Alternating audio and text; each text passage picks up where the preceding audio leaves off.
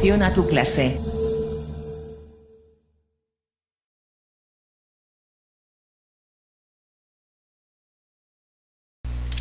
Hola, hoy vamos a hablar de la excreción en los seres vivos. Antes de iniciar el tema de excreción, debemos tener en cuenta que todos los seres vivos producen sustancias de desecho a partir del metabolismo que se realiza en sus células. Estas sustancias de desecho pueden ser tóxicas o pueden ser benéficas para los seres vivos. El proceso de expulsión de cada una de esas sustancias se conoce con el nombre de excreción. Para poder iniciar este tema, vamos a mirar entonces qué ocurre en el metabolismo de los organismos de los seres vivos.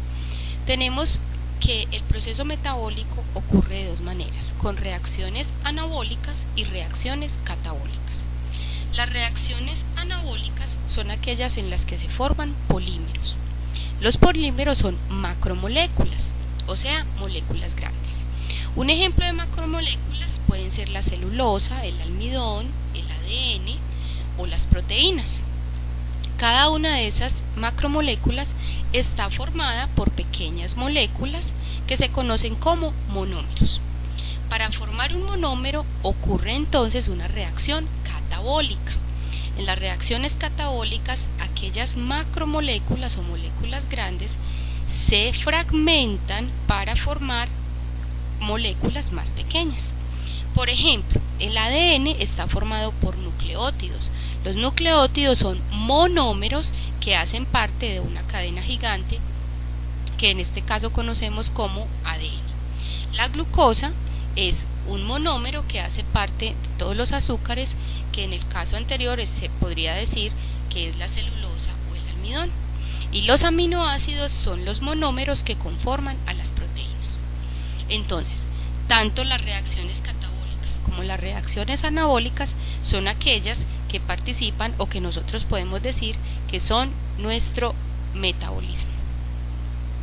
Más adelante debemos hablar entonces o conocer el proceso de homeostasis. La homeostasis o homeostasis, a veces se pronuncia de esa manera, es el proceso de regulación o equilibrio interno de un organismo.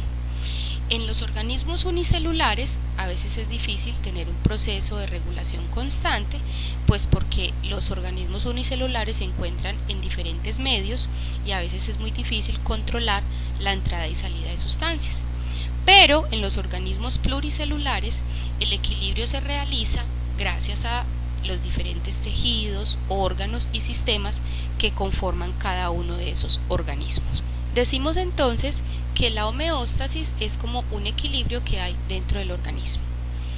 La homeostasis tiene diferentes funciones. La primera es la regulación de la concentración sanguínea de los iones sodio, potasio, cloro y calcio. Debemos tener en cuenta que estas funciones que les estoy hablando en este momento generalmente se cumplen en organismos macroscópicos, por ejemplo los animales, ¿cierto? Generalmente los mamíferos. La segunda función es la regulación del contenido de agua en la sangre. Luego tenemos la retención de nutrientes importantes como la glucosa y los aminoácidos, el mantenimiento del pH adecuado de la sangre, la secreción de hormonas y la eliminación de los productos de desecho celular como la urea. Teniendo clara esta información, vamos a hablar entonces de los productos de la excreción. Estos productos de la excreción dependen del organismo del que se esté hablando, es decir, hay organismos que excretan o producen dióxido de carbono, otros producen agua, otros urea, otros amoníaco, otros ácido úrico y algunos producen ciertas toxinas. Vamos a mirar entonces qué se produce en los organismos Monera. Recuerden que los organismos que pertenecen al reino Monera son las bacterias y las arqueobacterias. La excreción en los móneras ocurre por difusión y lo que ellos excretan son agua, dióxido de carbono, toxinas y algunas sustancias positivas. Las toxinas son producidas, por ejemplo, por la E. coli, que la tenemos en nuestro intestino. Entonces, cuando hay una producción mayor de esta bacteria, entonces se genera lo que nosotros conocemos como la diarrea.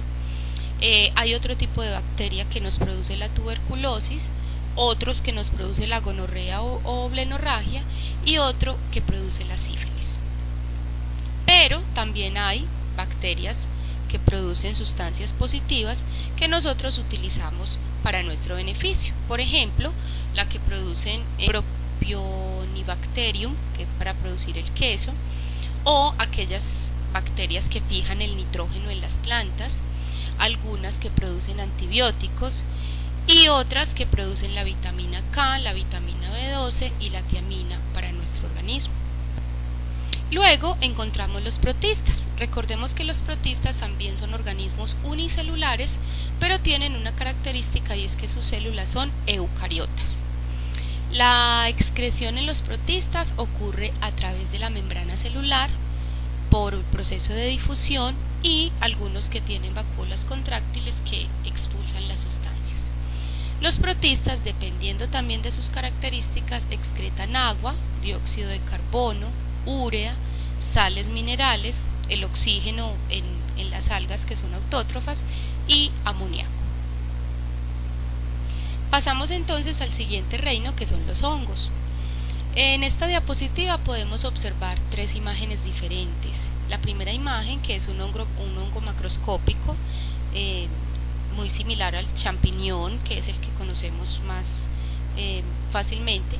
Este tipo de hongos genera agua, flavotoxina y algunos antibióticos. En la segunda imagen estamos observando las levaduras. Las levaduras excretan etanol, dióxido de carbono, ácidos orgánicos, vitaminas y efedrina. Y en la última imagen, que estamos observando un trozo de pan y esa placa verde que vemos allí es el moho.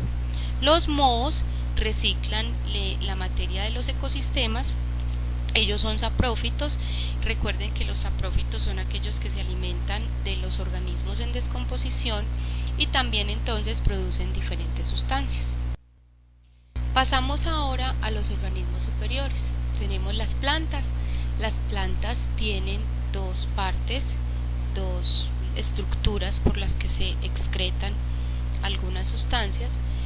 En las hojas se encuentran los estomas, que son unos poros por los que se expulsa oxígeno o dióxido de carbono, y en los tallos gruesos, en los tallos de los árboles, se encuentran las lenticelas.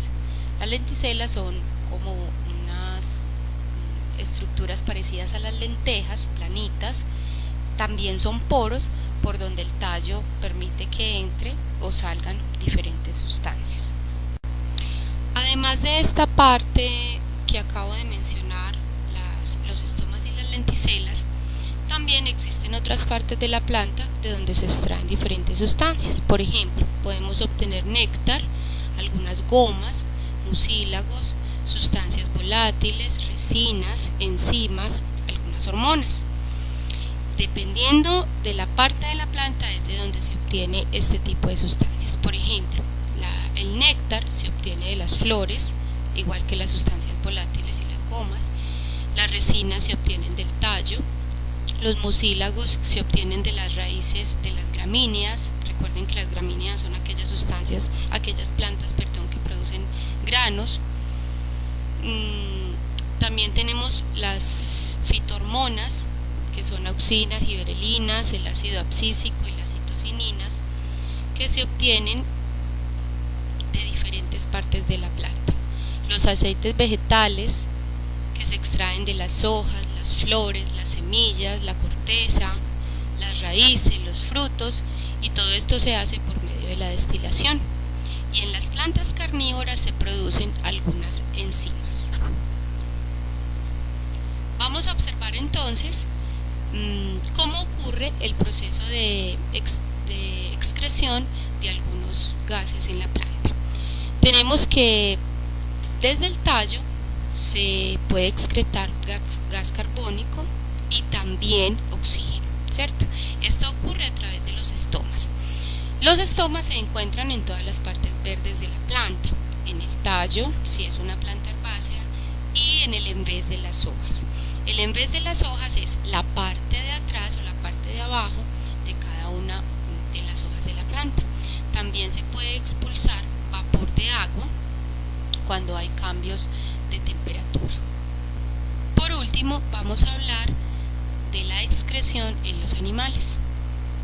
Esto ocurre en 3 pasos diferentes. El primero es la filtración, que es la salida del líquido a través de la membrana del órgano excretor. Esto dependerá de cada uno de los animales de los que estemos hablando según su organización interna. El segundo paso es la reabsorción, que consiste en la reincorporación de las moléculas que todavía son útiles para el organismo. Esto ocurre mediante transporte activo realizado por cada una de las células que hacen parte del tubo excretor. Y el último paso es la secreción. Este consiste en la eliminación de moléculas del medio interno por medio del transporte activo. Cada una de estos pasos ocurre específicamente en cada uno de los animales, ya sea inferior o superior.